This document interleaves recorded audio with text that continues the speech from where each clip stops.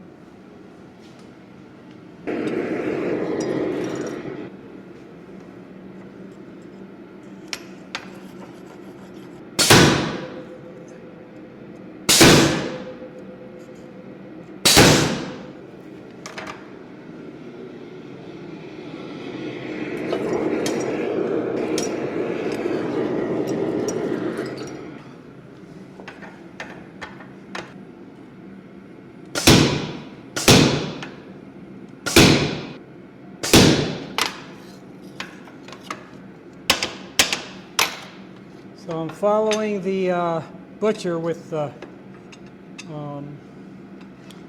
fuller.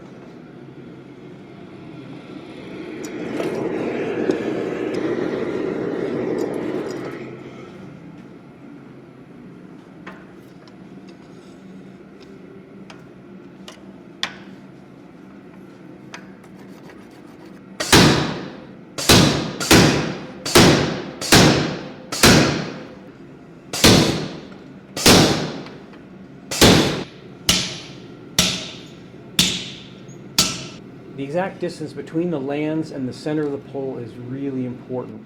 Correctly done, this assures that the weld lands will line up after folding and that the eye is in the intended size.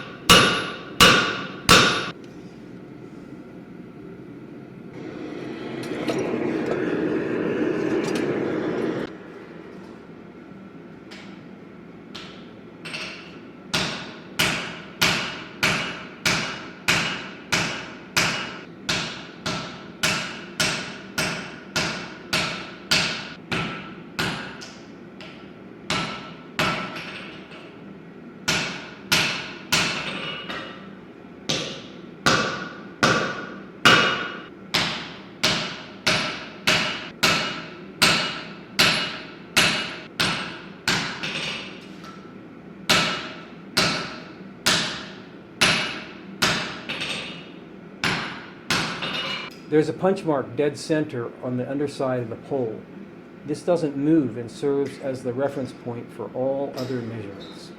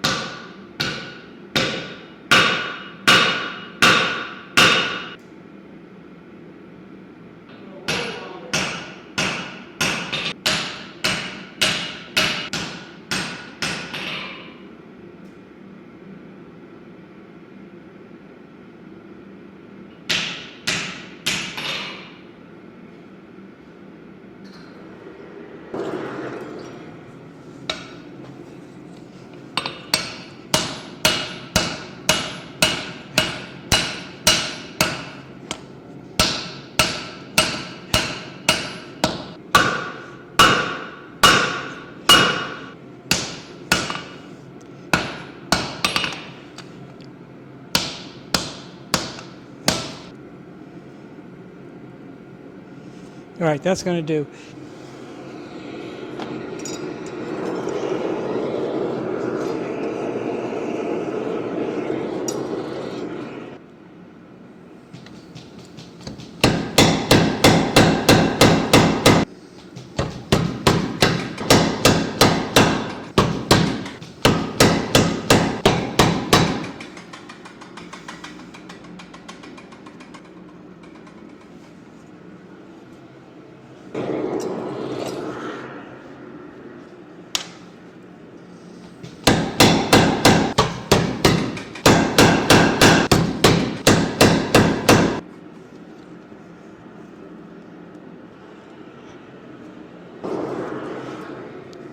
So I just want to make sure that I don't have any cavities in this to hold flux. So this is all nice and smooth in here, a little wide here.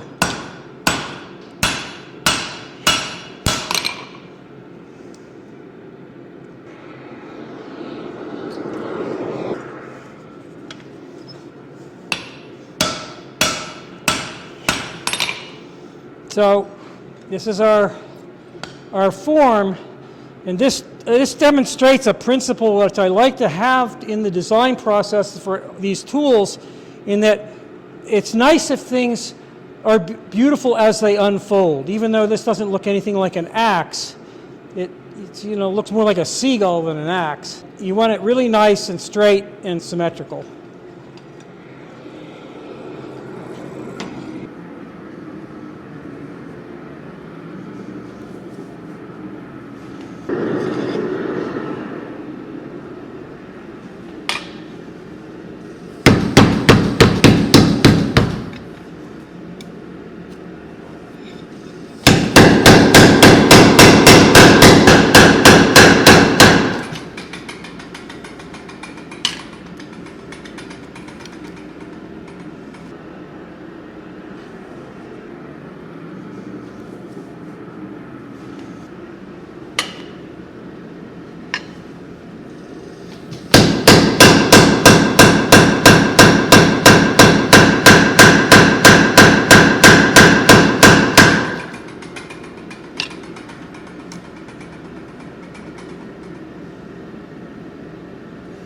That's good.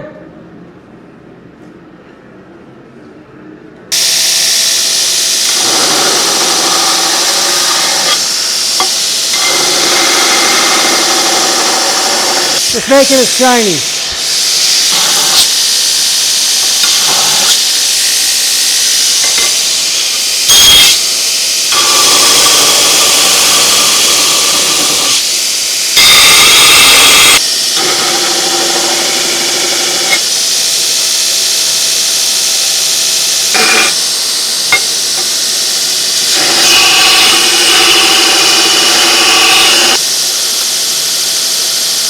Will be the weld for the bit that gets inserted into the wrought iron. That's why they need to be nice and clean.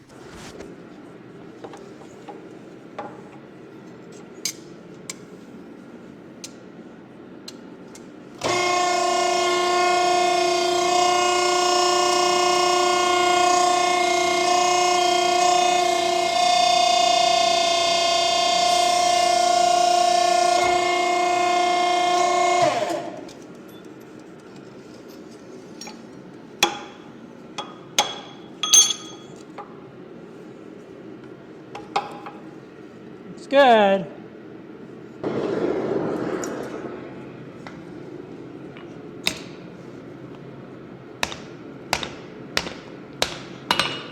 And we just want to bring it around really evenly so that the weld surfaces line up.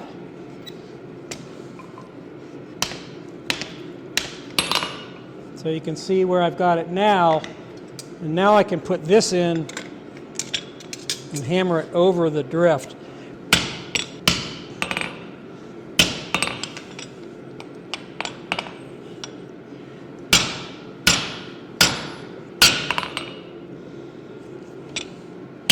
The lands of the weld need to come right together.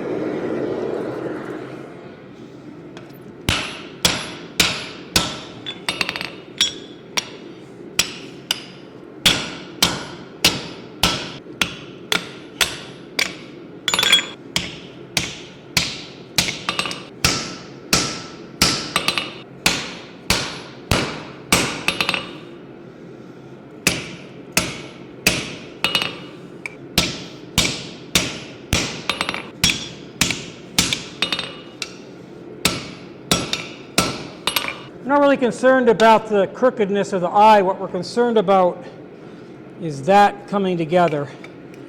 And it looks really good on both sides. Yeah. So this is ready to prepare to weld. So we're going to get some flux on the inside of these, and the flux will prevent excess oxidation, and also it lowers the melting temperature of the fire scale, which is an iron oxide, and we do not want oxygen there. So this is how you kind of hermetically seal your weld area. This is anhydrous borax, and it's my favorite general flux. So I've got it in there, and then it'll melt in when I heat this again.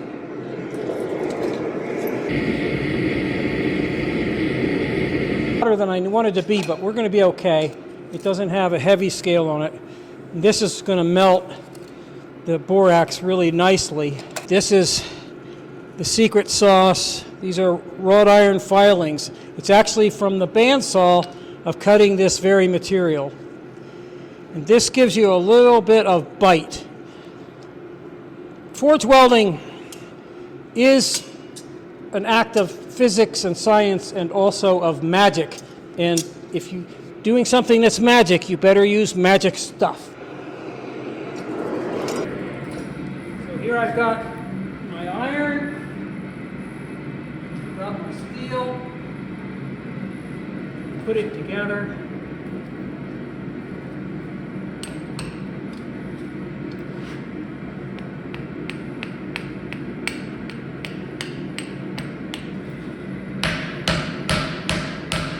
Just making sure that I have intimate contact. It's pretty good. I'm going to put a little flux on the outside. The flux, it gets quite liquidy at higher temperatures, and so it will flow in by capillary action.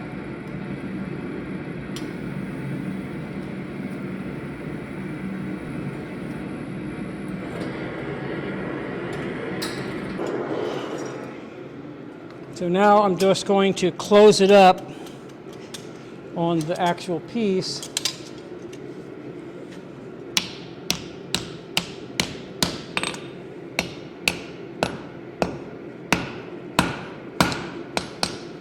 The steel, that is the 5160 bit, is slightly proud of the wrought iron, and that's intentional. I just want to get it nicely sealed up here It's a little bit long on the inside. I'm going to see if I can move that. There we go. We'll put a little more flux on the outside. It goes in by capillary action, and it can eliminate any air or gas. And right now there's some spaces that are a little bit big for the capillary action, but once I get things preheated, I'm going to tap them together so that we have very intimate contact. At that point, I can bring it to temperature without any concern of the weld area being contaminated by oxygen.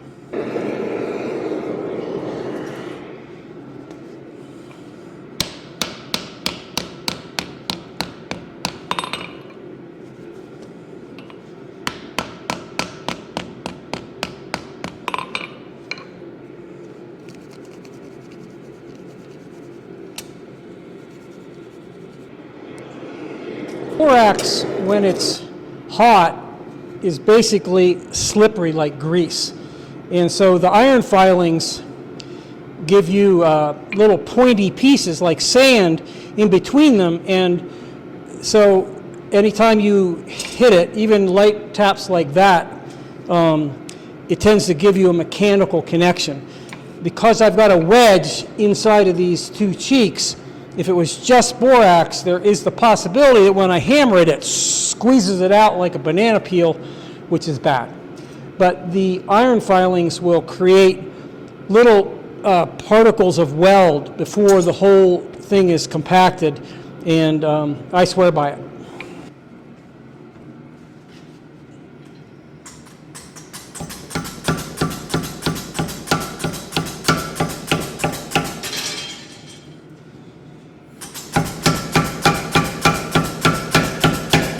I'm going to put a little flux on for good luck. You can look inside there, you can see the steel inside.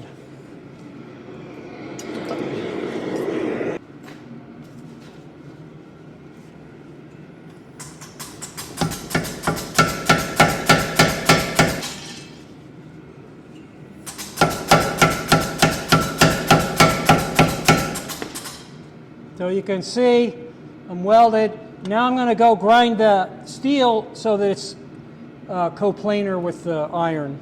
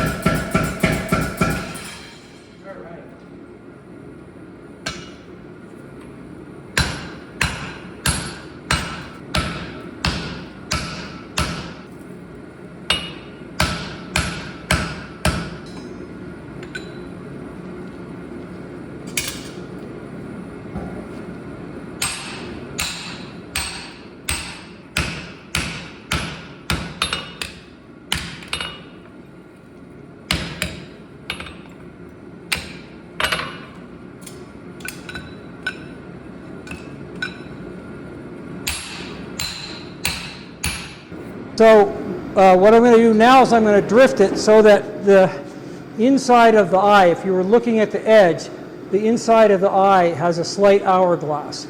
A little bit on the bottom where the handle inserts and more at the top so that when you wedge it, it can't possibly come off. You just can't see it very well, but that's what we're looking for. And this should fit in fairly easily. Yeah, this is looking good.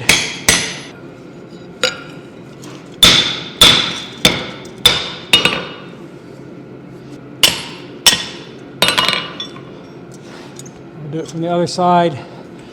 After I take it out the next one, I'm going to show you the inside of this.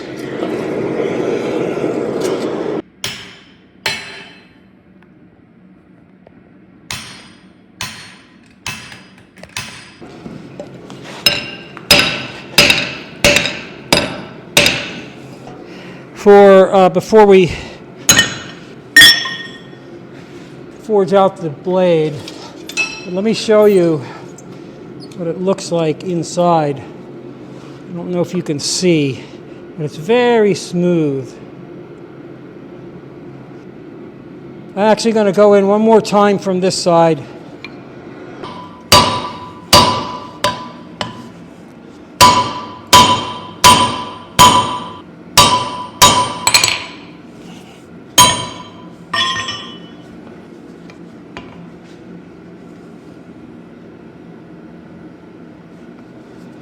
All right, looks very good. The pole is very nicely centered. There's just a lot of good things here, but you can see that it passes the glance test. It's very symmetrical. So we're going to flip it around and make an axe out of it.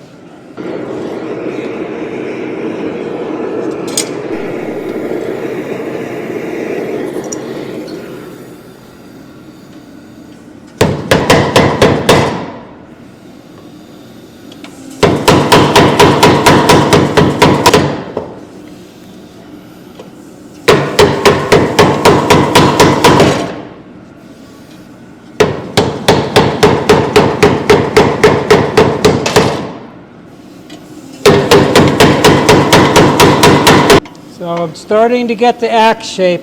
This will be the beard of the axe. It's not going to be big bearded. Did I say bigly? I said bigly.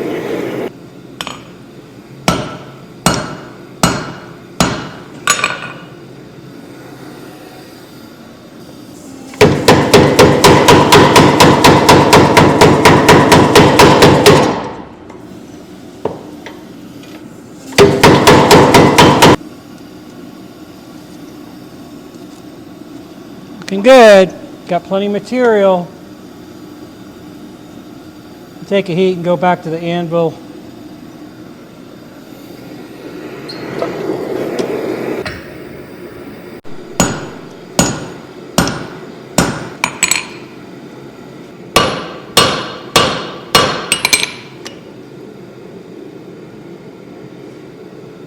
I'm looking very critically at my weld and I see a little spot. For good luck, it's actually not bad, but I'm going to make it better.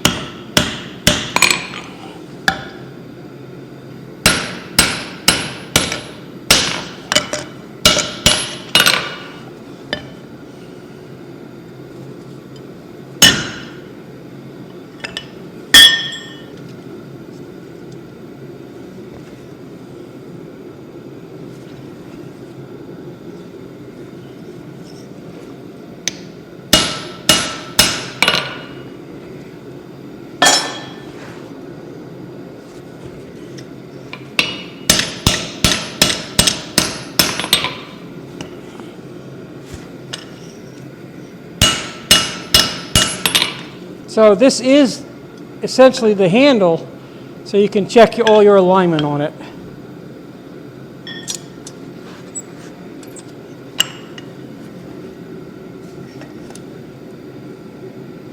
I think it's done.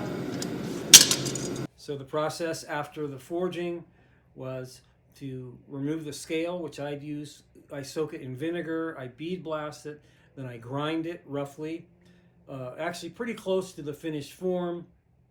Then it's heat treated by hardening only the forward part of the bit in oil, tempering at 400 degrees in an oven, and then finished ground and etched in ferric chloride. One is that you can see the material very nicely now. It has a pattern, it has a damask in it. It is not Damascus, but it has a damask because the wrought iron is composed of layers of slag and iron. And if you grind into those layers, just like you're carving into a piece of wood, and then grind it down quite fine, and then pickle it or etch it in ferric chloride, it reveals that pattern. So you can see the pattern on the face of the axe. You can see it as it goes around where we bent the eye, and so you have these artifacts of its manufacture, which is a really important element of craft. I think it not only does it matter how it's made, but it matters whether you can see how it was made. And so that's one of the lovely parts of this axe. You can see the steel down the middle, and you can see a wedge, which in this case is made of Osage orange, mounted on a hickory handle.